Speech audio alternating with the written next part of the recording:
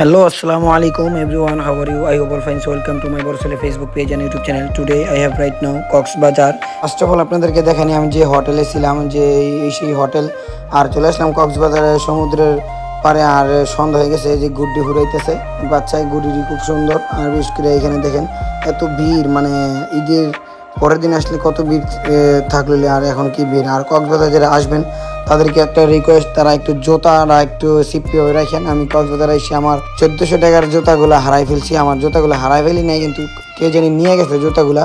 আমি জুতাগুলা রাখি আমি গোসল করতে গিয়েছিলাম, সো এসে দেখি আমার জুতাগুলো নাই। তো যারা আসবেন তারা একটু বি কেয়ারফুল থাকবেন, জুতাগুলা একটু সাবধানে রাখবেন কারণ কক্সবাজারও জুতা চুরি করে এটা আপনি মানতে হবে।